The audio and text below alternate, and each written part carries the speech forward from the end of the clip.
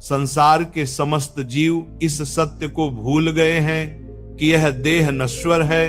वे स्वयं को शरीर मानते हैं, परंतु शरीर तो केवल एक वस्त्र है जो समय आने पर बदल जाता है। आत्मा कभी मरती नहीं, परंतु जब मनुष्य मृत्यु के समय अपने शरीर, परिवार और वस्तुओं के मोह में डूबा रहता है, तब वही मोह उसके मार्ग में बंधन बन जाता है। गरुड़ जी ने कहा, प्रभु क्या यह संभव है कि किसी व्यक्ति की आत्मा मृत्यु के बाद अपने घर में ही रुक जाए? मैंने कई बार देखा है कि किसी के मरने के बाद घर में विचित्र घटनाएं होने लगती हैं, जैसे कोई अदृश्य उपस्थिति, कोई सुगंध या भय का अनुभव। श्री कृष्ण बोले, हे गरुड़, जो तू कह रहा है वह सत्य है।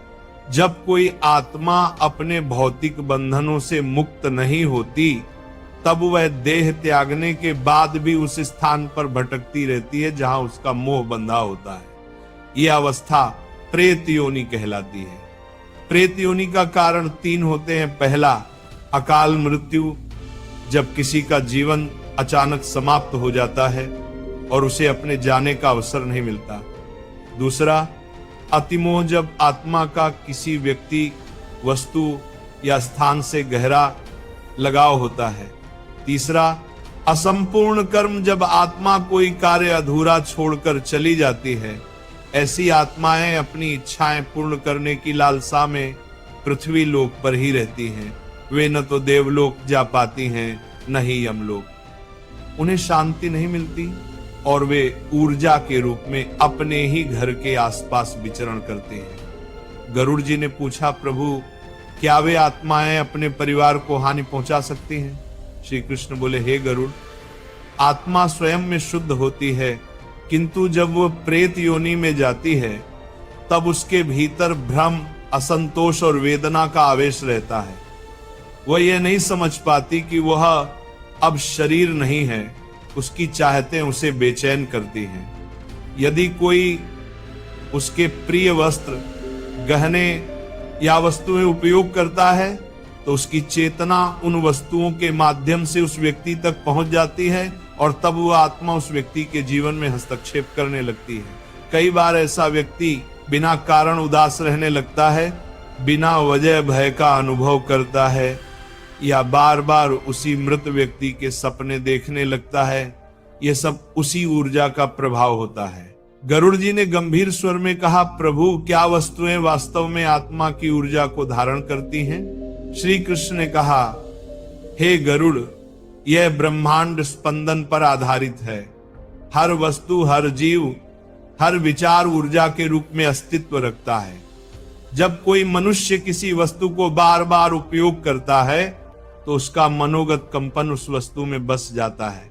उदाहरण के लिए, यदि कोई व्यक्ति क्रोधी है और वह किसी वस्त्र को रोज पहनता है तो उसके भीतर का क्रोध उस वस्त्र में सूक्ष्म रूप से अंकित हो जाता है। यदि कोई दूसरा व्यक्ति वह वस्त्र पहन ले तो उसे भी वैसा ही भाव उत्पन्न हो सकता है। यही कारण है कि शास्त्रों में कहा गया है, वस्त्र, गहने और निजी वस्तुएं दूसरे का नहीं पहनना चाहिए। और जब ये बात मृत व्यक्ति की वस्तुओं की हो तब ये और भी गंभीर हो जाती है, क्योंकि मृत्यु के बाद आत्मा का सूक्ष्म शरीर उन वस्तुओं के माध्यम से उसी संसार से जुड़ा रहता है। गरुड़ जी ने आश्चर्य से पूछा, प्रभु क्या आत्मा अपनी वस्तुओं को पहचानती है? श्री कृष्ण बोले, हाँ गरुड़, जब तक आत्मा में मेरा और तेरा का भाव है वह अपनी वस्तुओं से जुड़ी रहती है। मृत व्यक्ति की आत्मा जब ये देखती है कि उसके प्रिय वस्त्र, गहने या स्मृति चिन्ह किसी अन्य व्यक्ति के पास हैं, तो उसमें एक आकर्षण उत्पन्न होता है। यही आकर्षण उसे उस व्यक्ति की ओर खींचता है। इस स्थिति में आत्मा की चेतना उस जीवित व्यक्ति की ऊर्जा में मिल जाती है। परिणाम स्वरूप उसका मन अस्थिर हो जाता है, उसके घर में कलह उत्पन्न होती है और उसका जीवन शांति से दूर हो जाता है। गरुड़ जी बोले, प्रभु क्या इससे बचने का कोई उपाय है? श्री कृष्ण बोले, हे गरुड़, उपाय है दान और प्रार्थना। जब किसी की मृत्यु हो जाती है तो उसके प्रिय वस्त्रों, गहनों या वस्तुओं को उपयोग में लेने की बजाय दान कर देना चाहिए। जब हम उसे दान करते हैं तब वो वस्तु उस आत्मा से विमुक्त हो जाती है। क्योंकि दान का अर्थ होता है त्याग और त्याग का अर्थ होता है मुक्ति। जो व्यक्ति मृत आत्मा की वस्तुओं का दान करता है वह उस आत्मा को शांति प्रदान करता है। शरीर नश्वर है पर आत्मा सनातन, अजन्मा और अविनाशी है।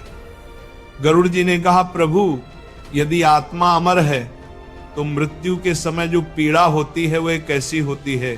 क्यों कोई व्यक्ति शांति पूर्वक प्राण त्याग देता है और कोई अत्यंत कष्ट सहता है?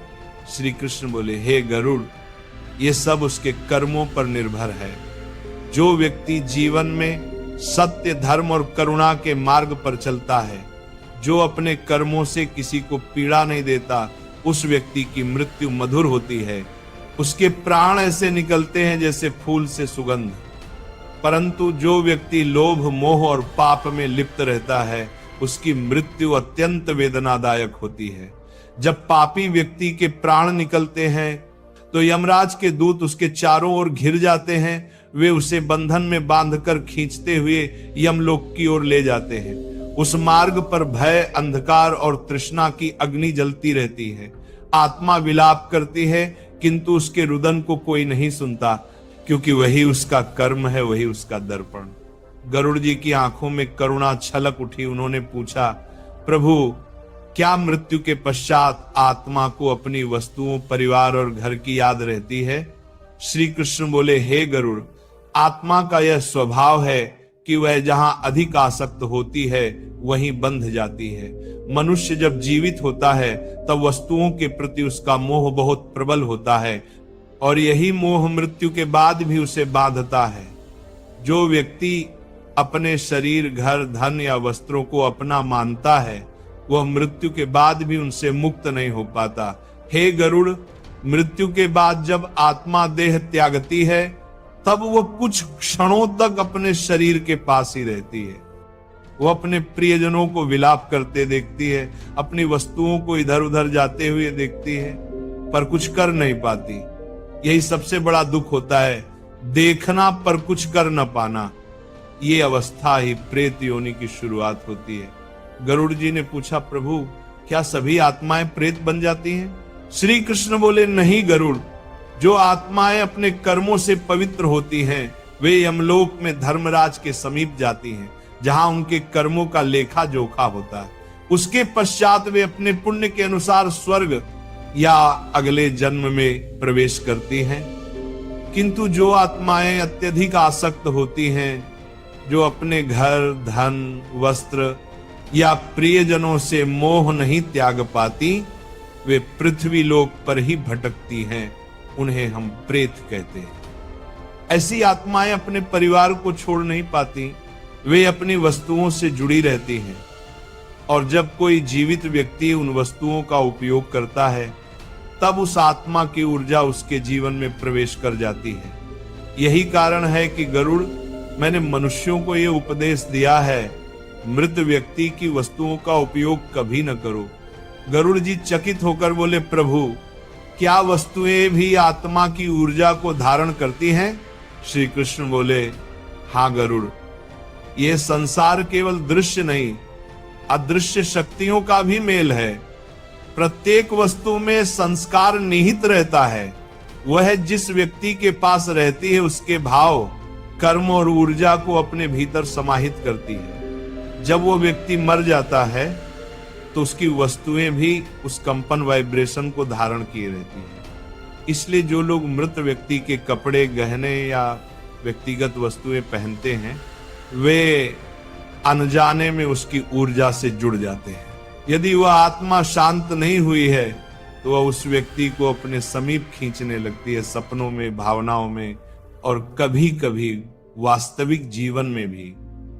यही कारण है कि मृत व्यक्ति की वस्तुओं का उपयोग वर्जित है। गरुड़ जी ने श्रद्धा से सिर झुका दिया। उन्होंने कहा, प्रभु आपका वचन मेरे हृदय को स्पर्श कर गया, किंतु एक बात और बताइए, यदि आत्मा वस्तुओं से बंधी है तो उसे मोक्ष कैसे प्राप्त होता है?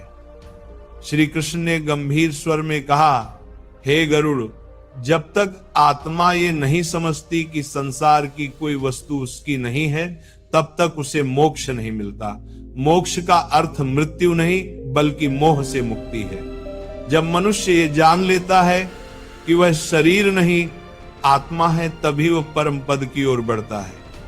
और जो व्यक्ति अपने जीवन में ईश्वर को स्मरण करते हुए सच्चे कर्म करते हुए जीता है, उसकी आत्मा बिना किसी बंधन के सहज गति से ईश्वर में विलीन हो जाती है।